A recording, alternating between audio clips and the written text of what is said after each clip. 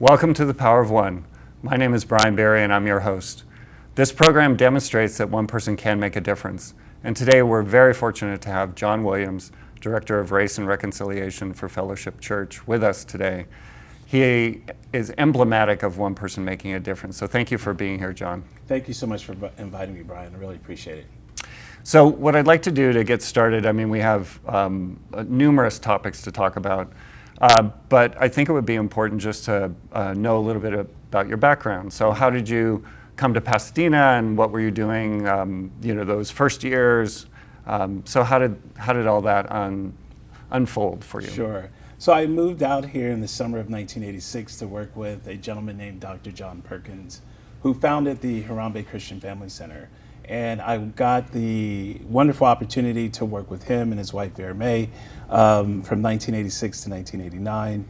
I stayed on staff after I was on staff full-time then. Then I went part-time because I went back to school.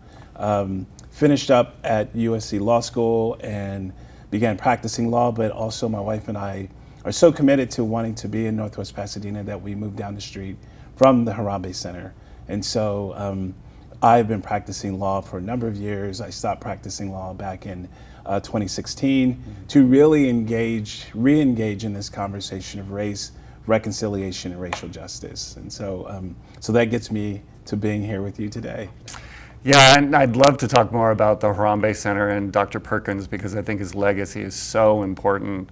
But we don't have time for that today. Right. So let's talk a little bit about, first of all, what inspired Fellowship Church to move in this direction? Because it's not that it's not prophetic as far as a Christian faith, because it is, but it's just that most churches or a lot of mainline churches don't necessarily have the bandwidth to be able to take on something like race and reconciliation.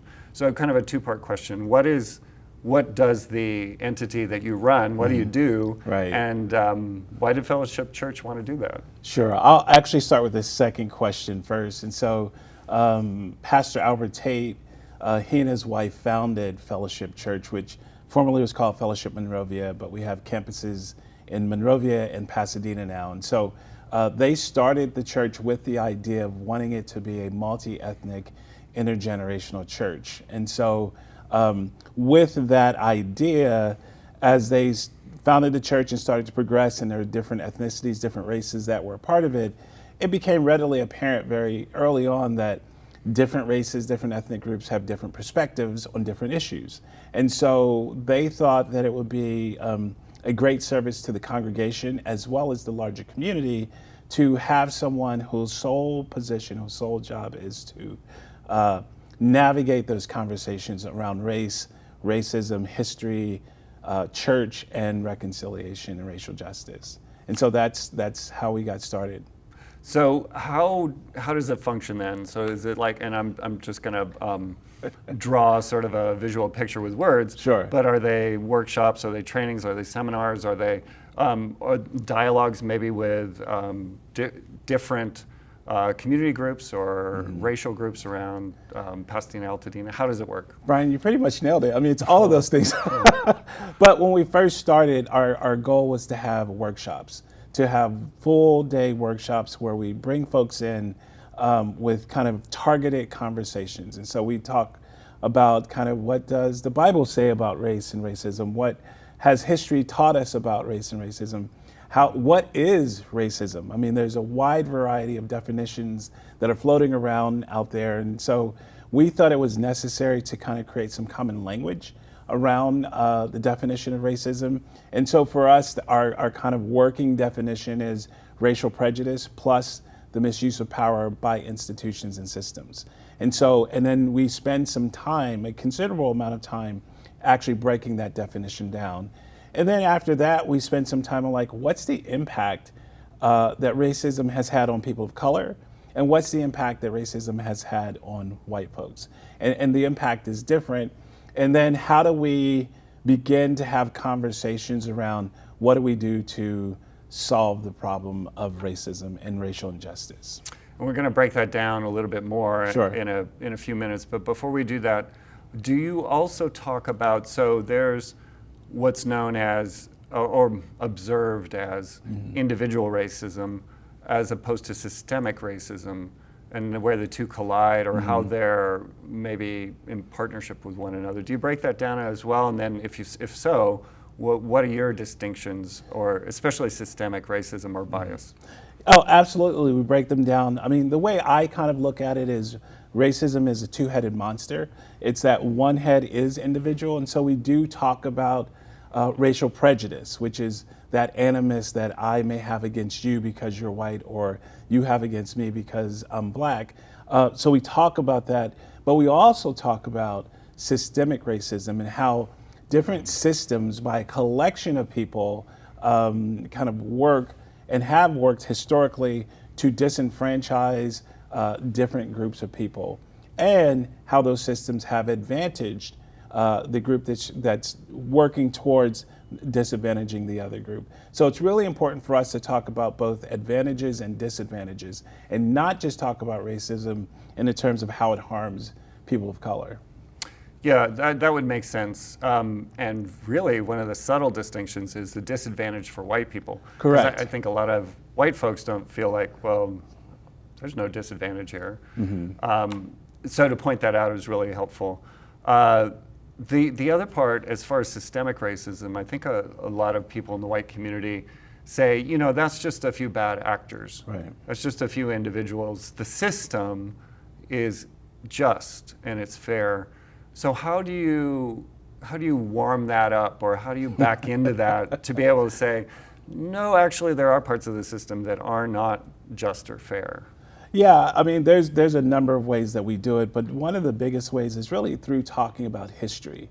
I mean, I think a lot of times our belief about our country is centered around exceptionalism, that we're the greatest country in the world and we're a democracy. Yeah. And those concepts and those notions are powerful concepts, and they are great concepts.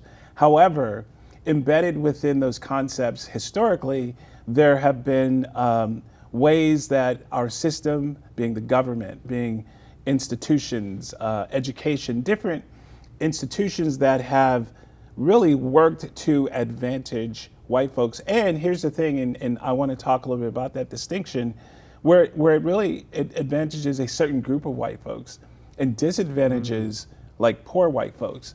And do you mean economically or socially, or I'm talking about, it's kind of a combination of both. It's a combination of both. But at the end of the day, the way that this systemic racism is able to work is by having what some folks call kind of an all-class collaboration. Meaning if you're a wealthy white person and you're a poor white person, that poor white person can say, my life might suck, but I'm not like them. And just by being able to say that and having some policies and some laws in place that says, yeah, I'm not like them, therefore this law should advantage me historically, therefore I should be able to go to this school and they are not allowed to go to that school. We should put more financial resources in this system or this educational system or in housing, and disadvantage and not give loans or opportunities for education to that group of people. And so there is within a democracy an opportunity for folks to rise up from their class, so to speak. But there are definitely obstacles that make it much more difficult if you're poor white, and even far more difficult if you're a person of color, to be able to navigate this wonderful democracy that we love to talk about. Yeah, and I think there's a lot of talk, especially in conservative circles, about a post-racial society. Mm-hmm. So, and there was a great book about 10 years ago called The New Jim Crow, Mass Incarceration in the Age of Colorblindness. So there's this notion by some people on the right that we are colorblind. Mm-hmm. And then they point to whether it's Oprah Winfrey or it's Barack Obama, LeBron James, et cetera, Beyonce, these are people who are really, really successful. So there are no ceilings. Mm-hmm. How do you talk about the barriers that people of color face to aspire to be maybe a Judge Soto on the Supreme Court? What more do people of color have to go through to get to something like that, as opposed to someone who is white and affluent, like you said? Right. I mean, right. It's within certain circles there is this push to highlight the exceptional African Americans or Asian Americans or Latinx folks. But I always think about actually the comedian Chris Rock, who tells this joke about LeBron James or some other, or Oprah Winfrey, how they live in a neighborhood and they're LeBron James. They're the absolute best at what they do, and their next door neighbor is your run-of-the-mill average dentist. And so you have this, so there's this notion of like, well, LeBron's wealthy, or Oprah's wealthy, or Obama became the president, Trevor Noah. or Trevor Noah, why can't you do it? And the reason why is that there have been, again, historical things that have happened that make it much more difficult for people of color to succeed. So, for example, let's take housing. And so with housing, there was what's called redlining. And that's kind of the magical word right now. A lot of people, oh, I understand redlining. Redlining is this historical thing. That was only one component of how people of color were precluded from taking advantage of the FDR policies. And so, for example, you had not just redlining, which means that certain communities would not be able to get loans, or if they got loans, they would receive loans at a really bad rate. That's part of redlining. And bad interest, or a higher interest Right, rate. and higher interest rate, correct. But there also was racial steering among real estate agents. There was also a policy in California that said that a real estate agent would get fined if they put someone of another racial group and mix them in another community. And so that's what we talk about, the individual bad apple. So you might have a bad real estate agent, but you have a system that backs that real estate agent up. You have a system that doesn't really punish this bad actor, or maybe they slap the bad actor on the wrist. And so it becomes this perpetuating thing that happens. And so you have redlining, you have loans, how the loans were given, you have racial steering, you have racial covenants where a community could write within their deed that no one can come in and you can't sell your property to a person of color. And if you do, you, homeowner, are going to get fined. There's this great case that happened here in Pasadena, in fact, where this African-American family wanted to move into a neighborhood, and that whole neighborhood, because of racial covenants, said no. And they took her and her family to court. And so it's not just one bad actor. And part of what I attempt to do is to show, here's the individual racism, here's a systemic racism, here's how individuals kind of conspire and work with to make sure that this systemic racism continues to happen. For me, it's really important to show the average person how they play a role, or how they play a part, albeit not intentionally, but how they play a role in continuing the just racial oppression and disadvantages that occur within our system. Yeah, how they continue to maintain the structural oppression or the barriers. And I'm really glad that you brought in Pasadena. So let's talk about our community for a few minutes. Because on a couple of levels, I think Pasadena oftentimes could be considered a microcosm of the rest of the state, certainly, and even the country, because we have all of the big city issues, so to speak, Right. even though we're a smaller community. And yet, there are many in Pasadena who feel like it's a progressive, a democratic, both with a small d and a big D, society, and that we're really inclusive. But that kind of belies the history that you were talking about, and then also even some current day schisms between social, racial, ethnic groups. So what has your experience been in Pasadena in addition to that one particular event that you talked about?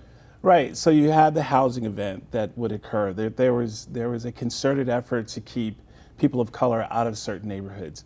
In education, as you probably know, Pasadena was the first Pasadena Unified School District was the first non-Southern school district to have to be federally mandated to desegregate.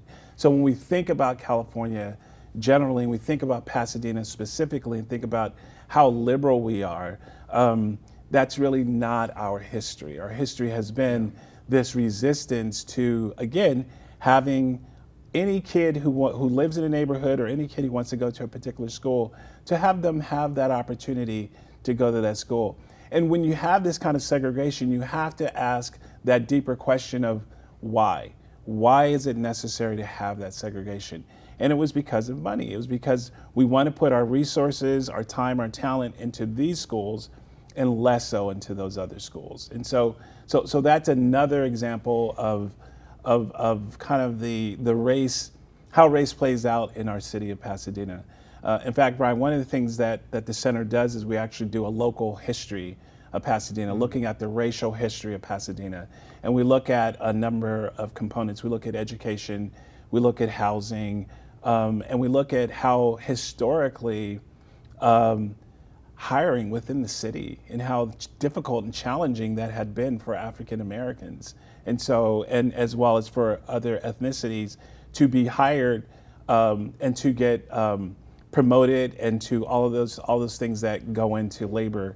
And so, so we look at those three big boulders of this in the city of Pasadena, and to try to make the connection of like, how's it still impacting us today?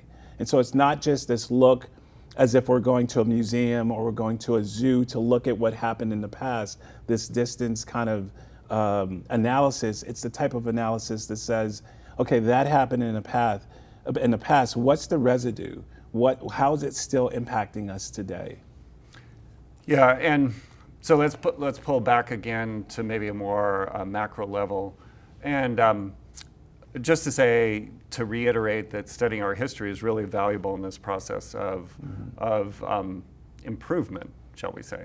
To me also, it seems like there seems to be a certain amount of healing that needs to go on, and that's the reconciliation piece.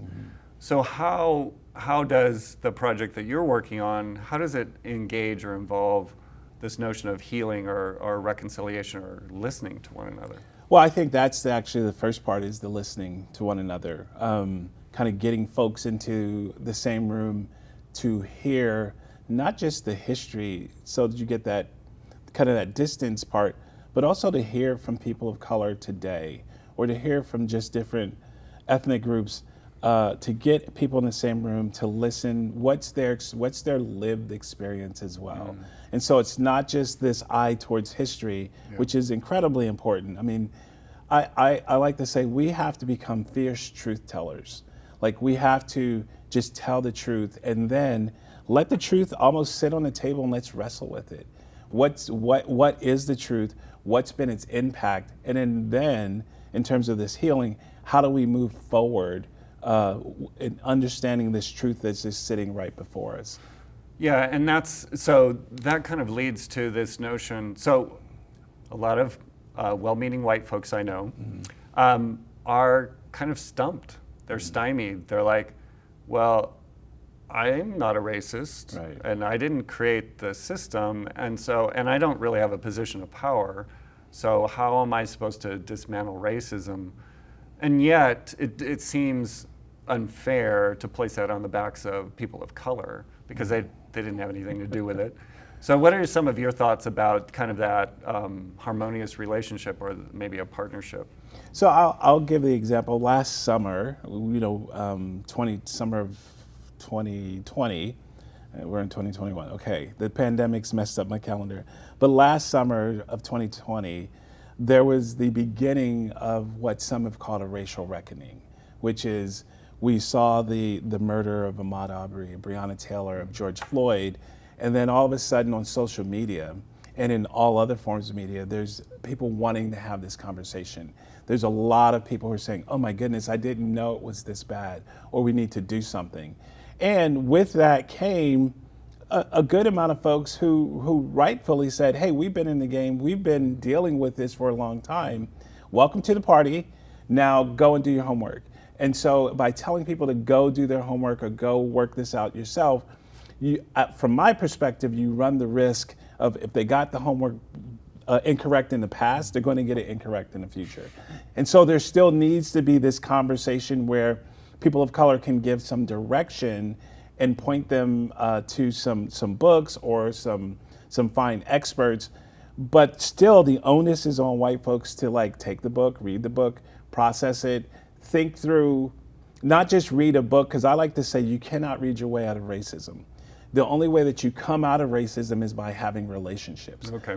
And meaning, because again, if you're doing your homework and you're doing it wrong, you're still perpetuating the same things. But then you would feel good because it's like, hey, I read this book, or I read that book. Why We Can't Wait by Martin Luther King with the letter to Birmingham inside of it. Exactly. That gave the prescription of like, hey, white liberals, you're the problem. Mm-hmm. It's not just these staunch, racist Bull Connor folks. And white Christian Absolutely. liberals and That's pastors. right. That's right. No, my tribe is in this too. We take responsibility and have a lot of reckoning to do as well. And so to go back, so we had what we call these table talks. And so because I was seeing this kind of lobbying going back and forth about, I see the light now, well, you still need to get more information. So we decided to have these, since we're in a pandemic and shelter in place, we decided to have these virtual table talks where we would, and in fact, we had I think we had 25 different topics that people could join one or more tables. For example, we covered Alexander's book, The New Jim Crow. That was one of the topics. It was called The Anatomy of Criminal Justice. And so there was that one. We had a topic on racial trauma and healing. And so, just a quick clarifying question is, those tabletops, are they just for Fellowship Church members? No. So can you talk a little bit about both who is invited, who can participate, and then how you go about inviting them? Sure, it was and is, because we're going to do another round this winter. We typically post it online through our website or our social media platforms, and people can just sign up. You can look, there's a list of the topics, and you can pick a topic to participate in. In fact, we've had people all across the country participate in these virtual table talks, which is fascinating because some of them start at 7, 8 o'clock at night, and you have someone on the East Coast. We had 3 or 4 people from the other countries who found out about it and joined the table. So anyone can join these table talks. You just go online and you register. We keep the cost really moderate, and so it's only $25 for a 5-week discussion, and you meet once a week for 2 hours to go over a particular book or a topic, and we have skilled facilitators who navigate that conversation. Great. One of the points that you made is about education, and then also white people doing their homework. Right. So one of the areas that's evolved in that field, which I think is really exciting and important, is critical race theory. Mm-hmm. So school districts all across the land are kind of having this wrestling match with critical race theory. How might it be presented in a way that takes a little bit away of the defensiveness or the initial knee-jerk reaction of, no, we can't do this? How could it be incorporated in a little bit more successful way? So first, let me address, I think there's a preliminary thing that we have to talk about with critical race theory. Yeah. And so as a lawyer, I was in law school during the time that critical race theory was kind of becoming this topic. So this is not a new thing. I graduated from law school in 1995. And so it started in the 80s and just kind of built up. That's the first thing. It's a legal theory. That's the first thing about critical race theory. Now, other disciplines have extrapolated some concepts about critical race theory. So you see it in education, you see it in psychology, and all these other areas. That being said, from my perspective, this whole argument about critical race theory is really a ruse, in my opinion. In other words, it's a pretext. A ruse by the opponents? A ruse by the opponent to avoid talking about racial justice. If we can argue about how to talk about racial justice, we don't actually have to do racial justice. So for me, that all of this rhetoric, all of this arguments are about being able, from the other side who disapprove of critical race theory, to put everything dealing with race under the umbrella of critical race theory, to demonize it and say, we're not going to talk about critical race theory. We're not going to talk about anything that deals with race. For that side, that basically is what critical race theory is. It simply means for them, and this is my perspective, it means for them that I don't want to talk about race, and I definitely don't want to talk about racial justice. And so the best way to avoid talking about racial justice is how we're going to talk about racial justice. Now, here's the thing, Brian. Again, looking at history, we can go back to Frederick Douglass. We can go back to W.E.B. Du Bois. They had the same arguments. It wasn't called critical race theory. It was called something else. And so taking W.E.B. Du Bois, for example, in the 1930s, he wrote this wonderful book called Black Reconstruction. And the whole purpose of the book was a critique and a criticism of how people were talking about race in sociology and race in history. Because at that time, there was this movement to really water down the true reasons for the Civil War, the aftermath of Reconstruction, and to yeah. And I don't want to interrupt you here, but because we don't have a whole lot of time Okay. left. But we're seeing that with the January 6th insurrection, Exactly, right? And exactly. kind of a rewriting of history. Isn't that the Exactly. same type of? It's the same type of thing. He who controls the narrative, who has the power to control the narrative, will define what happened. So what happened for a lot of people on January 6th, oh, those were patriots. What happened for the rest of us in this country is like, that was an insurrection.